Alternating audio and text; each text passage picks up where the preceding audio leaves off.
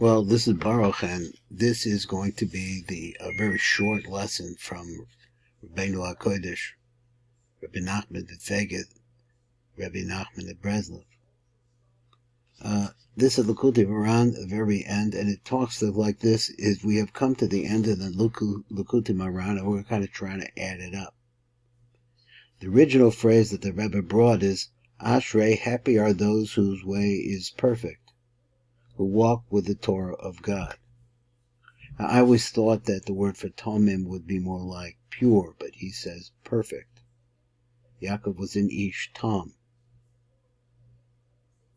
So Ashrei, this suggests gazing.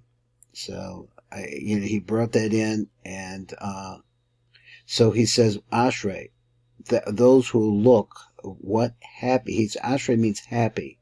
Here he says it means gazing, but I don't see how gazing fits into the sentence. Ashrei, happy, Ashrei, gazing are those whose way is perfect. No, not really. So I don't think that helps us too much. Whose way is perfect. Now that's the question here. Yaakov is the Ish Tam. He's the perfect man. What does the perfect man mean? He's the middle line. He's the line of balance.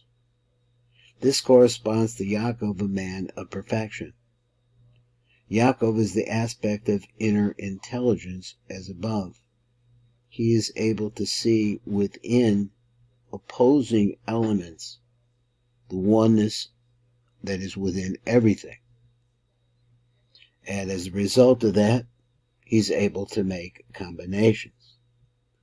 Now, this same element is the element of the Torah, which is what the Rebbe has been saying, is that the element of the intelligence that is in all things is in fact in everything, including yourself.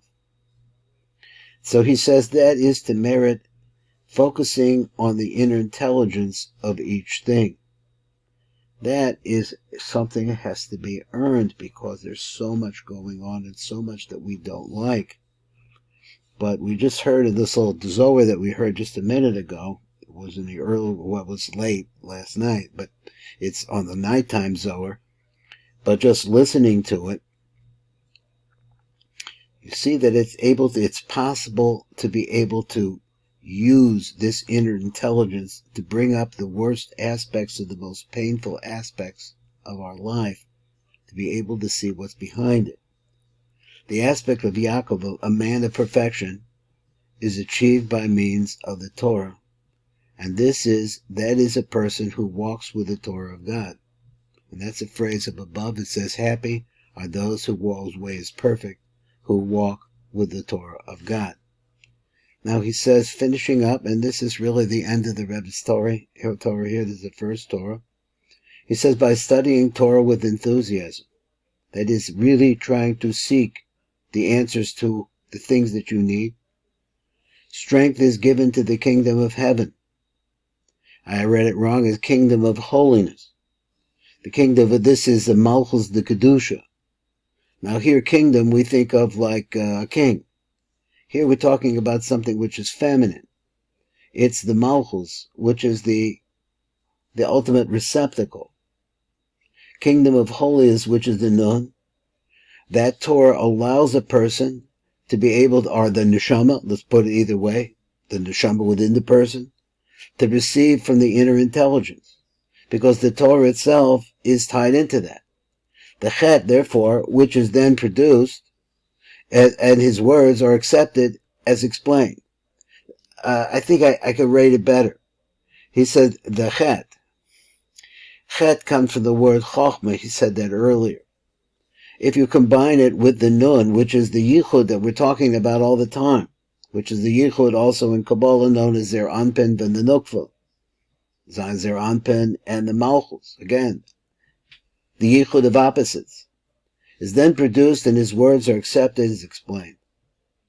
As a result, the chen and importance of the Jewish people are enhanced, and all the prayers and petitions are accepted.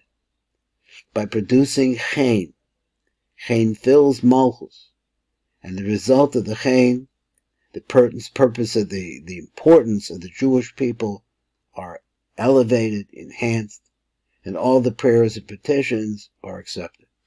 That's the Likutei Maharn. Today is the 9th day of Adar.